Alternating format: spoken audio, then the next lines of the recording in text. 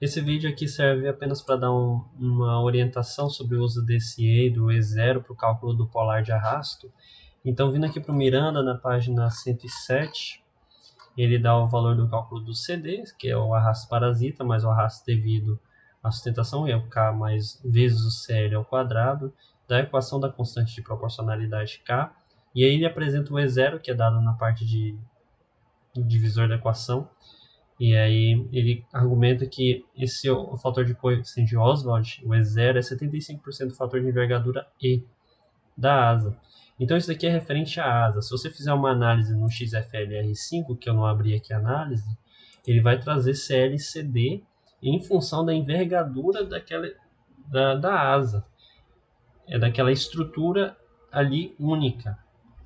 E aí, quando você vai para o conceito aqui do E0, ele argumenta primeiro, ó, isso daqui está entre 0,6 e 0,8, devido aos efeitos de interferência entre asa e fuselagem, bem como marcar isso daqui também aos efeitos de contribuição da cauda e outros componentes do avião.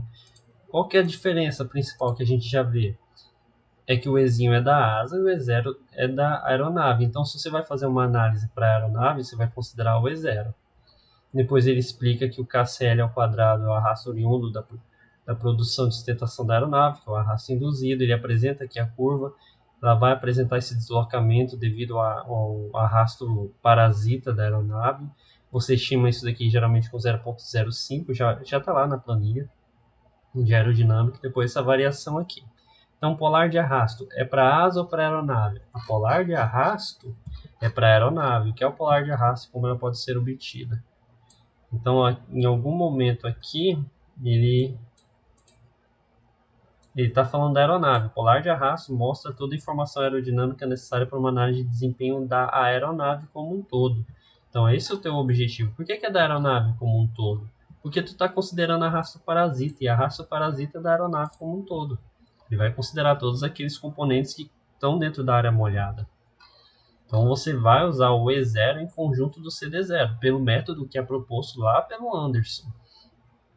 Significa que é o mais correto? Talvez sim, talvez não, mas se é o método que está sendo proposto, você segue por ele mesmo. Depois ele apresenta o formato da curva, ele vai apresentar também aqui, vamos por partes mesmo. Aqui outra parte importante, ele fala sobre cada ponto do polar de arrasto corresponder a um ângulo de ataque diferente. Isso vai ser interessante para complementar aqui.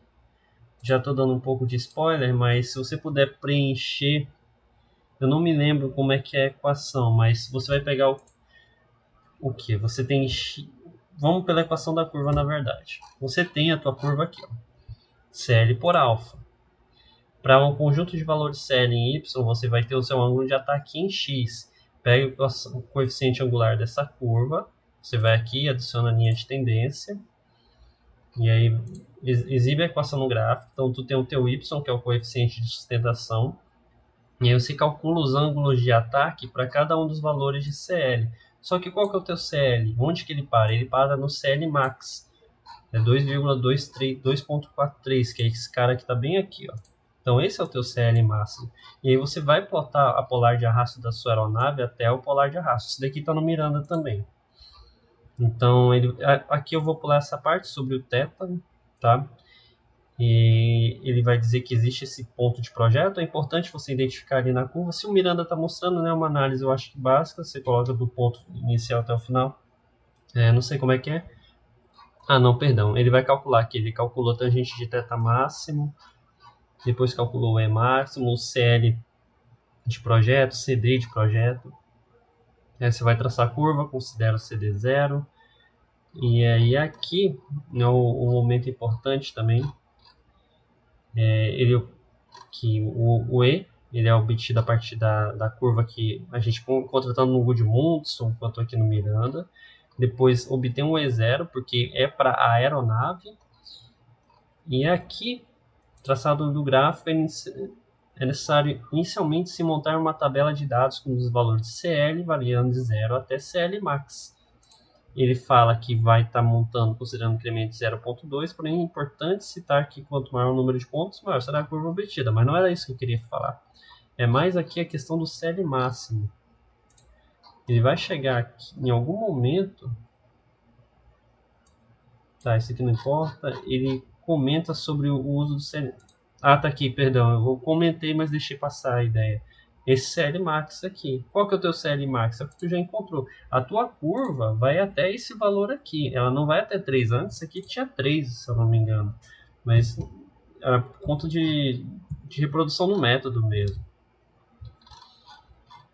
Então eu acho que dá uma ideia melhor de como usar o E e o E0 para essa questão ali de análises. Eu ainda não vi a parte do XFLR5 para comparação.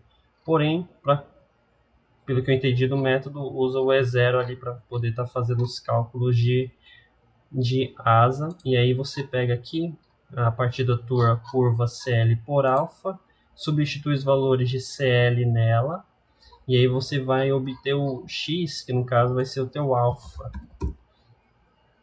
E aí você obtém um ângulo de ataque para cada um desses valores aqui. E aí você estende ou diminui essa tabela de dados aqui. Então eu fiz uma análise aqui reduzindo de 0.02 a partir do CL máximo, e aí ele ia reduzindo. E eu obtive um CD novo.